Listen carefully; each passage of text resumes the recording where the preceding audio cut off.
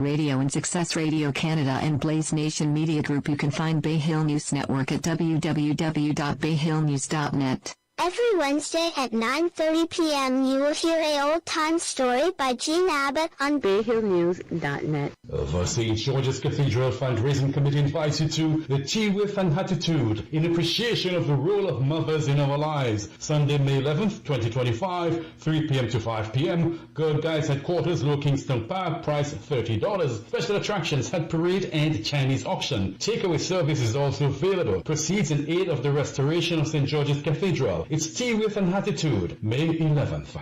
Looking for a place to relax with natural cool breeze and friendly surroundings? Then check the Bay Hill Tree Bar, located at Bay Hill Cane Garden. We have everything a bar will have. We also sell Shell 20 pounds cooking gas at the Bay Hill Tree Bar. You can now order your roti skins from Des Tasty Treats and Roti Skins at telephone 1784-528-2979 or pick up Des Tasty Treats and Roti Skins at Randy's Supermarket. More products are coming soon from Des Tasty Treats and Roti Skins. It's the Vin Abbott Show with news, views, and interviews. The music in the mix on Saturdays, 4 p.m. Kankadi Radio.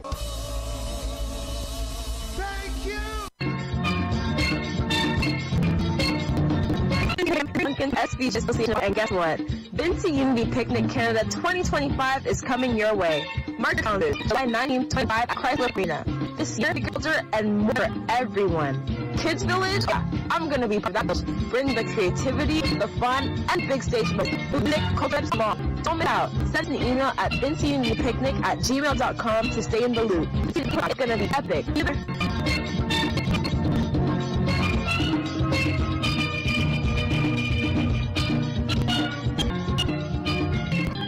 Parish May the 5th, 2025, the ground of 1 p.m. until very delicious local dishes by halal soup and madongo. Yes, madongo. Plus games, sweets, a planned stall. Yes, May Day Fair will be fun, food, and entertainment in Georgetown, Holy Trinity Parish grounds, 1 p.m. until, with music by New Flavor Sound. We'll share race stories and the latest in medical science as we look at related diseases, conditions, and determinants of the quality of life. So join me Vin Abbott the evening from 8:30 for Inside Out.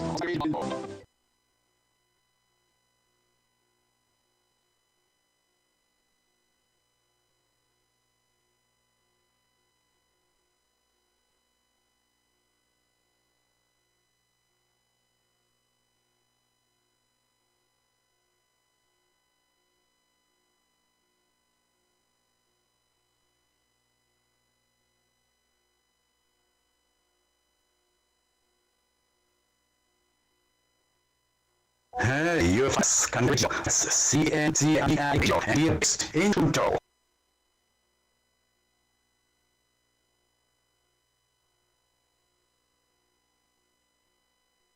Boost your brandability with bikes. Brand your brand exposure and you can get brands and do hype. Today, at spweeks.com or message us on WhatsApp 613-866-893. You can know all your case from Tasty Treats, Roti Skins, telephone Tasty Treats and Roti Skins at Randy's Supermarket or Tasty Treats and Rinsa. Parish Holy Trinity, May 1st, May 2025, on the Holy Trinity Parish, Georgetown, until delicious local sounds, games, a ball. Yes, May Day Fair will be fun, food, and entertainment in Georgetown, Holy Trinity Parish grounds, 1 p.m. with music by Flavor Sound.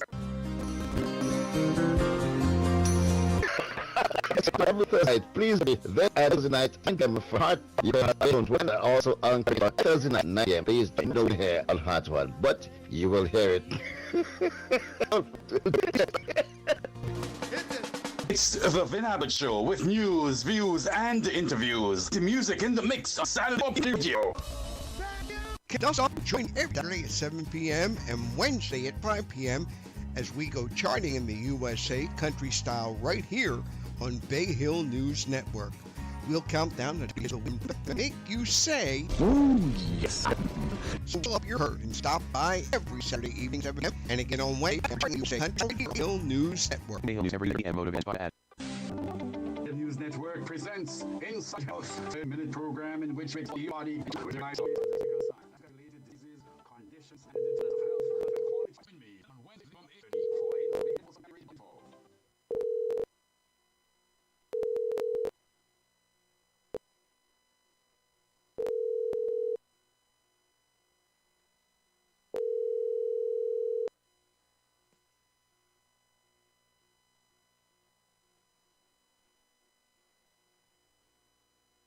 Hello. Good evening to you. Welcome to Inside Health. My name is Paul, is your loved one, wherever you're listening to us this evening. Again, my name is Vin Abbott, your host in the studio of Kankadi Radio, Toronto, Canada. Monte Cupid, our chief in the studio of Bay News, St. Vincent and the Southern Caribbean. Thank you for allowing us in your space this time. Just as a reminder, raise the health information. So look at the human body, performance, those strategies for possible solutions. This week, minutes of health to mean all those would be one at age. We don't diagnose, not prescribe. We refer if needed, and the part of news.net and carry it immediately. In this week's edition, we still focused on the disease and TPI. Let's get to it. We still covered the foot and to make foot. Let's clear this here, please. There we go. Yes, but we also want to take a look at the swollen legs, ankles, as we refer from the health and the chemistry in this regard. Swelling or edema of the legs, ankles, and feet. That them and the body blood fluid normally between the tissues. And there is pressure in the veins of the leg. Fluid is forced body and issues. That's basically called tissuing, sort of. I don't know how many of you have had IV before or have had a loved one, particularly children, who have had IV, into their system. And on several occasions, I've been part of it as a nurse on St. Vincent and the Grenadines, when it was difficult to get fluids and needle into the vein. And sometimes, again, because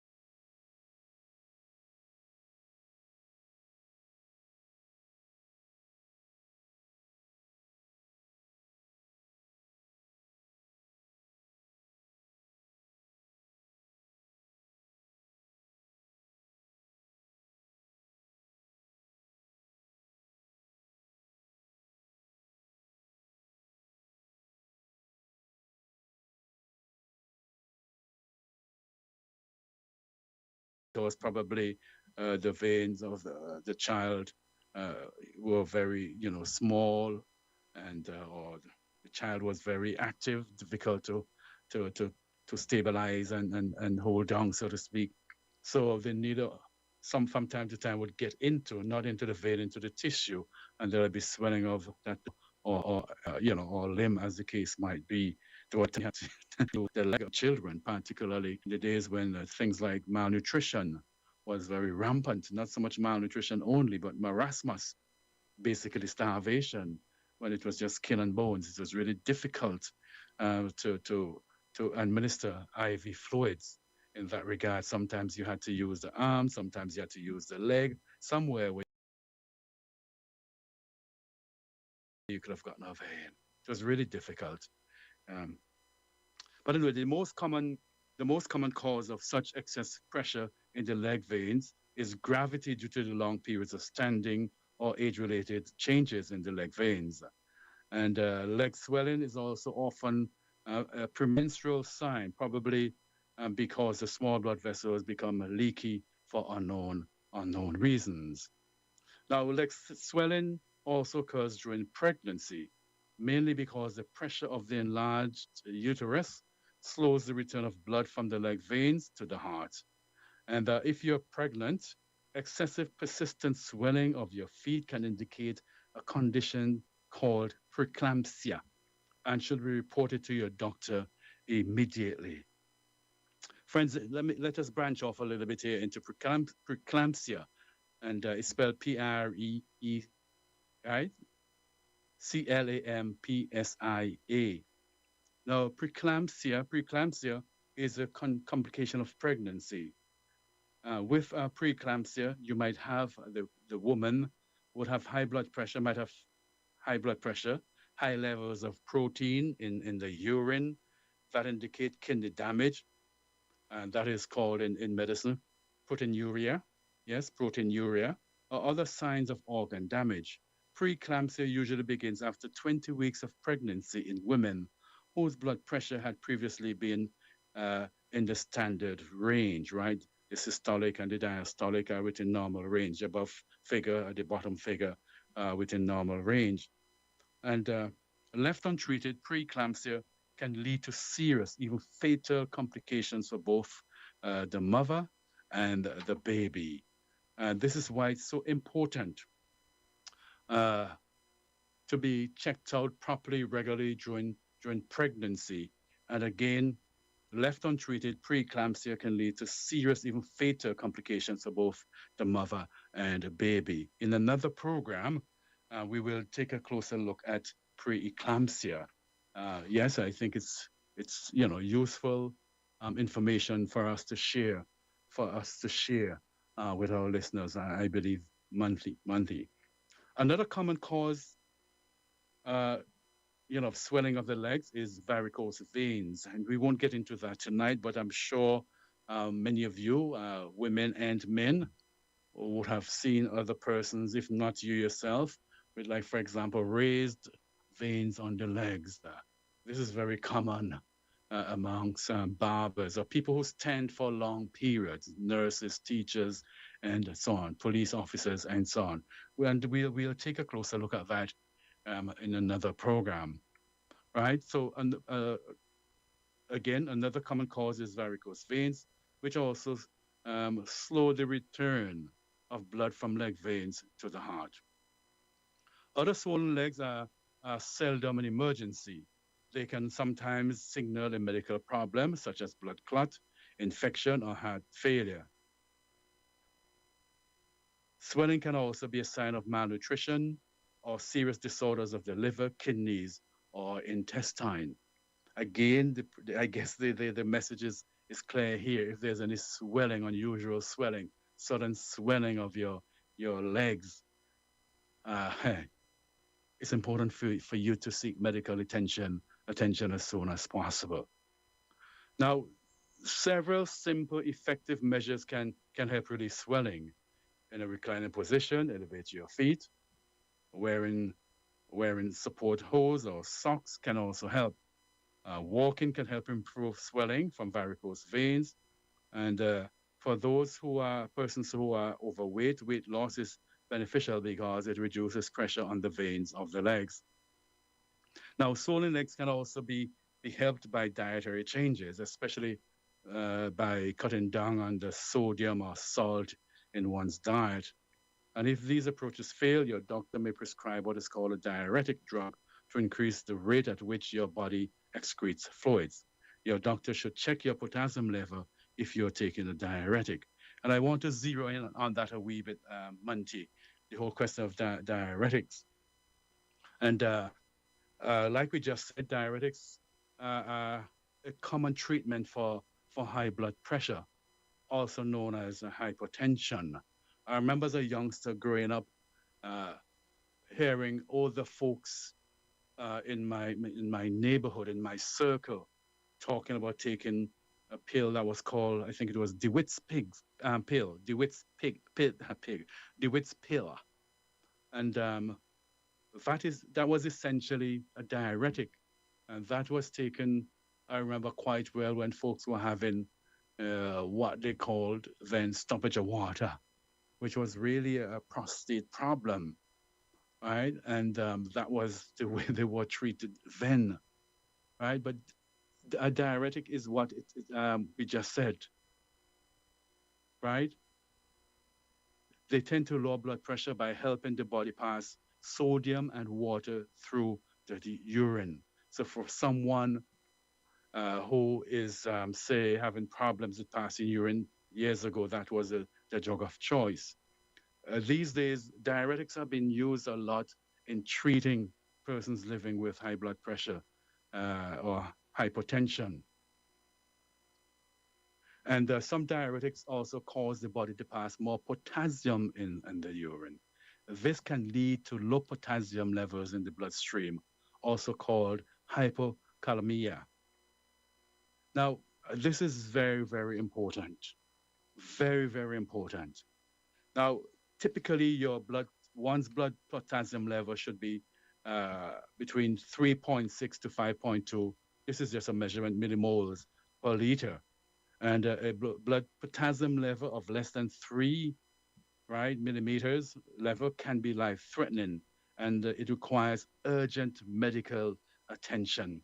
And some of the symptoms of low potassium level might be a feeling of being very tired, irregular heart rhythms, also called arrhythmias, muscle cramps, weakness. And the treatment for low potassium levels may include changing of the diuretic, the medication that you're taking. It might also include eating more foods that are high in potassium, or taking potassium supplements. Level is still low even after taking steps to raise it. Talk with your healthcare team. You may need tests to help find the cause. And I would suggest strongly, to add to that you don't go about making changes to your medication or just embarking on a new diet and things like that, or taking potassium supplements without having a serious conversation with your prescribing physician, the person who's prescribing for you. And if you're living with high blood pressure, it is something that your doctor should do on a regular basis. I would suggest a yearly basis. If you're living with high blood pressure, you should be checking your blood levels, your blood chemistry should be checked yearly, especially when it comes to checking for your potassium level. Like we just said, it is life-threatening, and if it's below 3,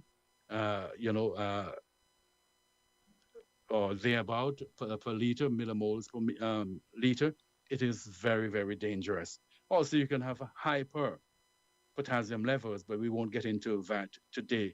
But when you have hypopotassium levels as a result of probably living with high blood pressure and taking medication, then it is important. It's important for your doctor to run some tests and make some changes. Probably there's so many antihypertensive medications, many medications out there, and you're between you and your doctor and your dietitian and your probably your naturopathic doctor and so on, you can make some adjustments. It's very, very important. It's not sufficient to be taking the medication that your doctor prescribed for you for high blood pressure and living with symptoms and just trying to deal with them on your own.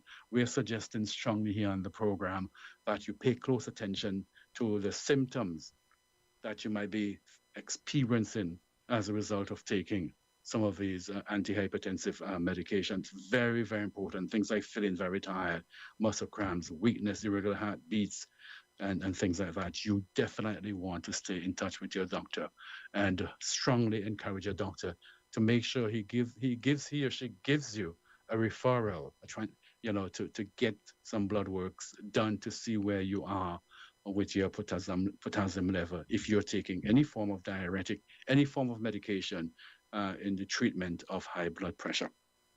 Friends, we'll continue talking about some of these issues in our next program, but we'll take a break here, and when we come back, the tea leaves and the tea hats have it. Manti. It's the Vin Abbott Show with news, views, and interviews. The music in the mix on Saturdays, 4 p.m. Kankadi Radio. Every Wednesday at 9:30 p.m. you will hear a old-time story by Vin Abbott on BayHillNews.net. Parish of Holy Trinity presents May Day Fair Thursday 1st May 2025 on the grounds of Holy Trinity Parish, Georgetown from 1 p.m. until. There'll be delicious local dishes, barbecue, souse, kalalo soup, and madongo. Yes, madongo. Plus games, sweets, a planned stall. Yes, May Day Fair will be fun, food, and entertainment in Georgetown, Holy Trinity Parish grounds, 1 p.m. until, with music by New Flavor Sounds. The St. George's Cathedral Fundraising Committee invites you to the Tea with an Attitude in appreciation of the role of mothers in our lives. Sunday, May 11th, 2025, 3 p.m. to 5 p.m. Girl Guides Headquarters, Lower Kingston Park, price $30.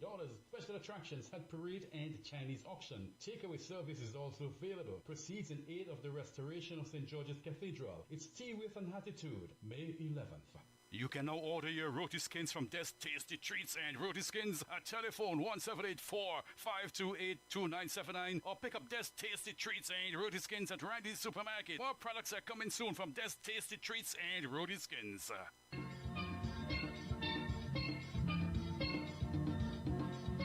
Hey Vinci Unity Picnic fam, it's Marian Duncan from the SVG Association of Ottawa, and guess what?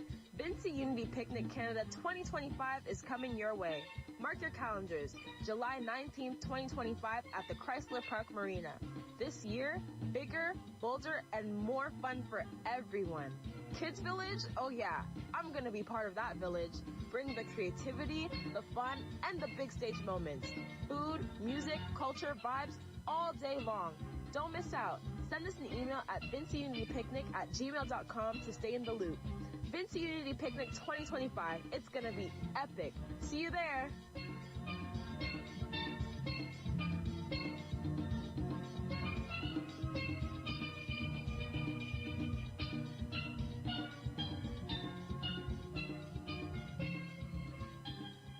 Looking for a place to relax with natural cool breeze and friendly surroundings? Then check the Bay Hill Tree Bar, located at Bay Hill Cane Garden. We have everything a bar will have. We also sell Shell 20 pounds cooking gas at the Bay Hill Tree Bar. Bay Hill News Network presents Inside Health, 30-minute program in which we explore the human body and functions. We'll share real-life stories and the latest in medical science. Sweating. As we look at related diseases, conditions, and determinants of health that affect quality of life. So join me, Vin Abbott, on Wednesday evenings from 8:30 for Inside Health on Bay Hill News. You have anything on it? Also on KankadiRadio.info. Welcome back to Inside Health, and sincerely hope all is going well with you. Now, on hearing those ads, for what will be happening here in Ontario for Vinci Unity Picnic, the Steel Pan Music, and all of that, nice ad indeed. And then hearing about the tea parties coming up, in the Georgetown area on the 1st of May, May Day Fair, and on the grounds there in Kingstown, the St. George's Cathedral, the tea party. It will be an affair with an attitude. So difficult to say attitude, right? Some of our friends from Jamaica use the H, right? Attitude.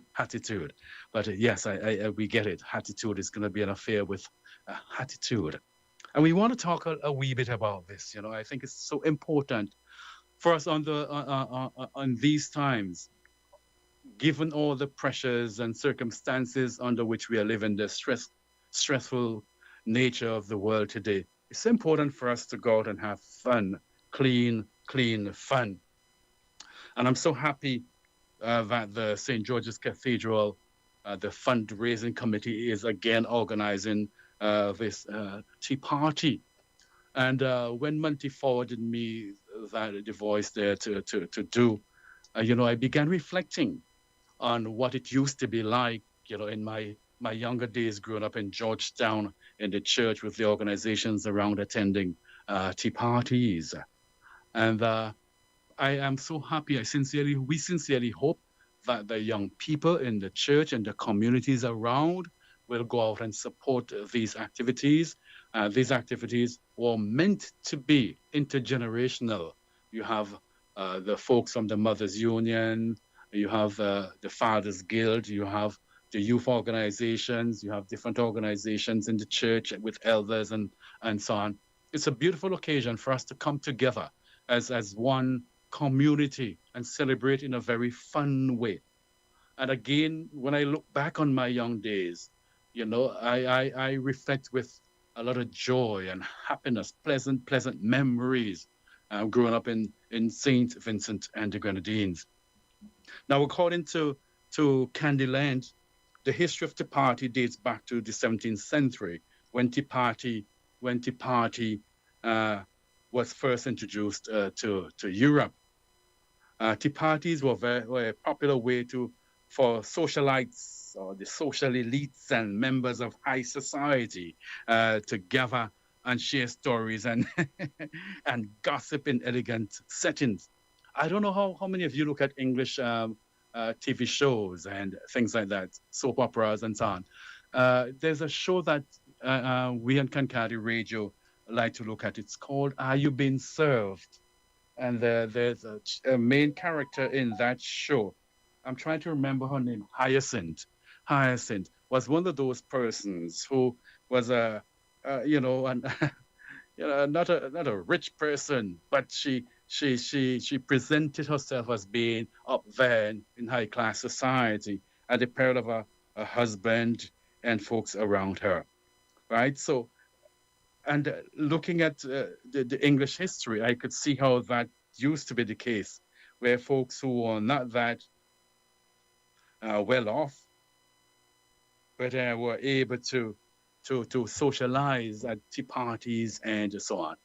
Now, again, for us in the Caribbean, for us in St. Vincent and the Grenadines, tea parties in our day, in our young days, they were really meant to raise funds for the church, yes, and the schools. And I do not know if these things still happen in the schools, but they were, again, well attended by members of the community. We did not have the Chinaware and all of that, the fanciful pieces and so on, sets like they had in Europe, but we were able to use what we had at our disposal, our little teacups and so on. We didn't have probably the biscuits and all of that they had in England, but we were able to shape our sandwiches that were different than how we normally would prepare sandwiches and little biscuits and things like that. Those were fun days, the music and the gatherings and things like that. Those were great days. So this event that is happening on May the 11th down there on St. Vincent and the Grenadines will be held in honor of the mothers, the role the mothers play in our lives. We on this program are really encouraging folks to go out and support this event and other tea parties, other events like, the tea parties, the May Fair and things like that. And while we're saying this, you might be asking the question, what the hell does this have to do with health and well-being? But again, I remind you, we often talk about the determinants of health. The determinants of health are so important. It's not only about the hospitals or the medical services. It's not only about the pharmacies and all of that. It's about what our culture plays such an important role in our lives. Just imagine going to one of those tea parties and having a conversation with say an elder and just reflecting on how it used to be years ago. You never know what information you'll get from that conversation, what advice, what kind of connection you'll be able to make just going to a tea party and hanging out there with the folks at the function that'll be happening in Kingstown on May the 11th. We are inviting you, we're encouraging you to go out and support that event. And, I don't know if you'll be participating in the in the hat parade. If you want some advice, we can give you some advice if you plan to participate. I don't know if there'll be a competition in that regard, but we can talk with you next week about how to choose the perfect hat. We can talk with you about sizing up the atmosphere, and also the theme of the party. We can talk with you about the dress code. We can talk with you about accessories and more as you prepare for this tea party on May the 11th. It's all good, healthy stuff. Go out and support, and you won't regret it, I can assure you. On that note, that's where we want to end the program this evening, because the tea leaves have it, and so do the hat parades, right? In our program next week as well, we'll talk a wee bit about teas, the importance of teas to our health and well-being. Many of us grew up on bush tea on St. Vincent and the Grenadines, the Caribbean, and all.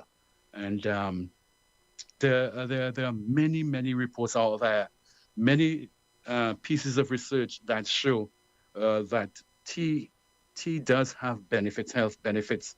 And I'll be presenting a review from a piece that was done, reading the tea leaves, the anti-carcinogenic properties of teas, the epigallocathin 3 galat. We'll talk about that. It was done by Jennifer R. Carlson, BS, Brente Boa, MD, and Vincent, MBBS, MD, Paul J. Limborg, that is MD, MPH, and Ted Wilson, PhD. So we'll delve into this a little bit. We'll look at, what the findings are, what they set out to do. They said green tea is extremely popular beverage worldwide, and derivatives of green tea, particularly EGCG, have been proposed to have anti-carcinogenic properties based on preclinical, observational, and clinical trial data. We'll talk about that some more. Basically saying that research shows, based on all these different methods of research, that they have properties to fight off cancer. And we'll take that up in our program next week as well. Once again, go out and have fun with the St. George's Cathedral at their tea party on May the 11th. And again, hats off to the mothers of the world. Stay with us. Coming up shortly, we'll have Jean with old-time stories. Stay with us, my friends. Monty, if you can just run some ads, and Jean will be ready to go with you immediately after that. Friends, thank you for being there. We invite you to join us next Wednesday evening for another Inside Health. 30-minute program in which we explore the human body and functions. We'll share real-life stories of the latest in medical science as we look at related diseases, conditions, and determinants of health that affect quality of life. So join me, Vin Abbott, on Wednesday evenings from 8:30 for Inside Health on Bay Hill News Net, also on KincardioRadio.info. So, go ahead. When you just listen, when it's the Vin Abbott Show with news, views, and interviews. The music in the mix on Saturdays, 4 p.m. Kincardie Radio. When in Antigua, travel with Orvan Bully bus services between Pigot's Village and St. John's on Old Fareham Road. We also conduct island tours 7 days per week, all in comfort, style, and safety. For more information, contact Orvan Bully, 1268-764-2869. That's 1268-764-2869. Every Wednesday at 9:30 p.m. you will hear a old-time story by Gene Abbott on BayHillNews.net.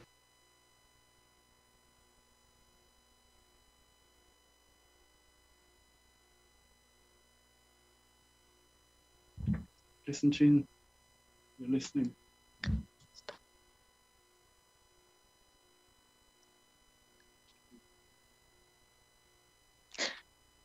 Hi, Jean. Good night, everyone. Tonight we're going to continue reading from the book, The Journey of a West Indian Soul by Isabel Lewis. Last time we were together, we heard about the yard, the village. Tonight we're going to talk about my family's yard. During the early years of my childhood, I never knew a father and I have never in my life felt a need for a father. I was born in a small two-room thatch house located in my family's yard. There were 5 single two-room houses in my family's yard, 3 lumber houses, and 2 thatch houses. None of them had indoor plumbing or electricity and had outhouses for kitchens and latrines. Like most of the villagers, we fetched water from the village pipe or spring, and we cooked and baked with wood fire. The villagers referred to us as the Latin family, and my great-grandmother was the matriarch. Everyone in the village called her Ma Latin after her surname, but our family called her simply Ma. We were the only family in the village, indeed in the island, with the last name of Latin, a name of French origin. My great-grandfather, Ma's husband, was from Martinique, another Caribbean island, which remains even today one of France's colonies. I never knew my great-grandfather, nor do I remember hearing my family talk much about him. I think he must have died before I was born. Ma was over 80, approximately 5 feet 4 inches tall, and light in complexion, with unblemished skin as soft as papaya. She had grayish-looking eyes and white, soft shoulder-length hair. She spoke in a soft, firm voice that demanded attention and respect. Because of her complexion, I often wonder whether a slave master had raped one of Ma's ancestors, making Ma a descendant of a mixed-breed slave. I will probably never know for sure, but I still wonder. As the matriarch of our family, Ma was full of wisdom. We all looked to her for guidance. My family told me that Ma named me Lola when I was born, but that name was never recorded on my birth certificate. Still, the villagers, including my family, called me Lola. For a long time, Lola was the only name I knew of. Because of Ma's insistence, very few people would ever know my real name. I was the first great-grandchild to be born to Ma Latin in our family's yard, and I was special to my entire family. Few of Ma's children were light in complexion with special-looking grayish eyes like hers, but her grandchildren were darker, except for me. I believe that because of my lighter complexion, my family was much more attentive to me than to the other children. The other children in my family yard slept on the floor at night. I slept on the bed with Ma or my mommy, who was my grandmother, who I thought was my mother. I can never remember sleeping on the floor. I knew I was special to my family. I would like to believe that I was special to my family for reasons other than the shade of the color of my skin, but time has led me to believe otherwise. Ma taught me to say the Our Father when I awoke in the morning and before I went to bed at night. Known for her cleanliness, she brushed my teeth every morning before breakfast and at night before I went to bed, and later taught me how to brush my own teeth with cane fiber. In those days, people sucked the juice from sugarcane plants and then used the fibers to brush their teeth. Ma used to fetch water from the river in a pail, and she would then give me a bath behind her house. She took care of me as a mother would have. Ma had 9 living children that I know of, and I can only imagine that she must have been a good mother to all of them. Uncle Josie was Ma's youngest son and seemed to be her favorite child. all of my sons had moved out of our family yard except for Uncle Josie. He continued to live with his mother and became very protective of her. He was a loving, kind-hearted man. I believe he should have become a preacher because he prayed constantly and acted so much like a good Christian. He treated all the children well, especially those in our family yard. But I knew I was his favorite. I was the one he would lift up and carry on his back. And I remember his throwing me into the air and catching me. Uncle Josie treated me as the fathers of the other children in my family yard treated their daughters. He would tell me how much he loved me, calling me his little princess. For a very long time, I thought that Uncle Josie really was my father, even though no one told me to call him Daddy. I think that was because of his fatherly interest in me. Uncle Josie taught the children in my family to love one another and to know the difference between right and wrong. The other children bonded with Uncle Josie in various ways, but I bonded with him as a child would with a parent. I knew that I meant a lot to him, but I wondered whether he knew how much he meant to me. One day, Uncle Josie lifted me up and held me in his arms, kissing me on the cheek. He began to cry. "Little princess," he said, "I am leaving to go down south." I had no idea what he meant being only 4 years old.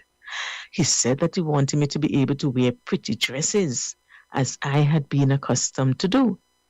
For you to continue to dress in pretty dresses, Uncle Josie has to find work. "And there's plenty of work down south," he said to me. As he dried the tears from his watery, grayish-looking eyes, Uncle Josie tried to explain that he would work to earn plenty of money so that he could buy me pretty things. He thought I should understand, but I didn't. Uncle Josie cried as he assured me he would take good care of me. Then he kissed me again, told me to be a good girl to Ma and Mommy until his return, and left. I saw him wiping the tears from his eyes as he walked away. I ran after my uncle, this well-dressed, 5 feet 6 inches tall man, with brown complexion and soft black hair. I begged him to let me go along with him. Someone picked me up and carried me to Ma's house as I tried to get loose, kicking and crying. I must have fallen asleep, because I awoke in Ma's bed screaming at the top of my lungs, "Uncle Josie, Uncle Josie, where is Uncle Josie?" Ma heard my scream. She rushed to me, hugged me, and tried to calm me, but I kept asking to see Uncle Josie. Ma explained that Uncle Josie had gone down south to find work. I learned later that going down south meant going to Trinidad, another Caribbean island south of St. Vincent. With Uncle Josie gone, I was attended to more by Ma, Mommy, and Beulah, one of my mommy's daughters. I missed Uncle Josie and made wishes for his return, but he never came back. He wrote and sent money to Ma and Mommy to support me, and he sent word through his letters assuring me of his love. One day my godmother arrived from Trinidad and delivered to Ma a suitcase full of clothes from Uncle Josie. When Ma opened the suitcase, she found that most of the clothes in the suitcase were from me. I saw that Uncle Josie had sent the pretty clothes he had promised to send to me. Ma allowed me to try the clothes on, piece by piece, but she insisted that they were to wear only to church. Soon after I had tried on the last piece, she packed them all away. I was then too young to walk the long distance to church, but I hoped I would soon be able to. I was anxious to wear the new clothes from my Uncle Josie. Some of the other children in my yard were attending the village school, but I was not. I was not happy to be kept from attending school. Sometimes I would sneak out of the yard, following the other children to school and into their classroom. When my family noticed that I was missing from the yard, all the teachers sent word for them to come and get me. One of them would come to the school and take me back. At these times, I felt like a recaptured runaway slave. I would cry and scream, begging them to let me stay in school with the other children.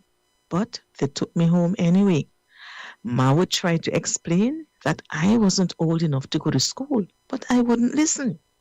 I ran away to school time and time again. I was over 4 years old, but not yet 5. I couldn't wait to turn 5, the age at which I could begin school. As I continued in this way, word of my persistence reached the principal of the school. This soft-spoken petite woman made an exception for me, allowing me to attend school for half a day before I was old enough to be admitted. So I went to school properly each morning, and Ma was successful in preventing me from running away and returning to school with the other children in the afternoon, even though I tried. I was happy when I reached age 5 and was able to spend the entire day in school. As soon as I was eligible to attend school for the whole day, Ma insisted that I attend church too. Walking to church was tiring. There were times when I was so tired that I could only walk very slowly to and from church. As a result, my cousins and I would be late for church and would be the last ones to return home. If I had told Ma that the distance from home to church was too much for me, I'm sure she would have kept me at home. But I didn't want to stay home. I wanted to wear the pretty dresses Uncle Josie had sent me, and I was allowed to wear them only when I went to church. I believe I looked elegant in those dresses, and I felt flattered by the many compliments I received from members of the church. Although I hated walking, I loved attending church. The songs of the congregation reminded me of the times when Uncle Josie used to sing to us children in our yard. At this stage in my life, I enjoyed everything: people, church, school, and Sunday school. The school teachers taught us nursery rhymes like Little Jack Horner. The Sunday school teachers taught us songs like Jesus Loves the Little Children of the World, along with many verses from the Bible. The only one I could remember and repeat was a short phrase from the New Testament: Jesus wept. I repeated the verse to my family, especially Ma, all the time. Ma did not attend church, but she was a very religious person. I think it was too far for her to walk. There were times when my family would gather in our yard and ask the children to sing and recite Bible verses. It appeared that they were counting on me to do most of this, despite my young age. I recited verses from the Bible I had learned in Sunday school and nursery rhymes I had learned in the school in the village, and I sang songs I learned from both. After each performance, my family cheered, applauded, and hugged me, and I would hear them saying among themselves that I was the smartest of the children in our yard. I loved the attention and praise I received from everyone. I remember other happy events from my early childhood. One of the villagers, a member of our church, Mrs. Wallace, had become fond of me. Ma permitted Mrs. Wallace to take me with her to functions at different churches, especially to harvest programs. Mrs. Wallace taught me poems for me to recite at our harvest programs. When the master of ceremonies called my name, I would walk to the stage well dressed in one of my pretty dresses Uncle Josie had sent me. Before I recited the poem, I would bow to the crowd, and I bowed again before leaving the stage. The crowd seated inside the church clapped enthusiastically. Sometimes some of them shouted, "Repeat, repeat!" And I would then walk back to the stage and recite the poem again. Afterwards, Mrs. Wallace would hug me and tell me how good my performance was. She was very kind to me and took me other places besides church. One day, Mrs. Wallace told me I had been chosen to present a bouquet to an important person who was visiting my island. maybe a queen or a princess. I cannot recall. That day, Mrs. Wallace combed my hair neatly and tied it with pretty ribbons to match the prettiest of my dresses. I wore white gloves, which covered my arms up to the elbow. Carrying a bouquet of carnations and roses, I walked to the crossroads outside my village, where a crowd of children and adults had gathered. Some of the adults were dressed up, and the children were wearing clean school uniforms. I don't know whether it was mandatory for children to wear uniforms to school, but we all did. Most of the adults and the children as well were waving St. Vincent's flag, singing, "God save our gracious Queen." I was standing beside another girl who was dressed like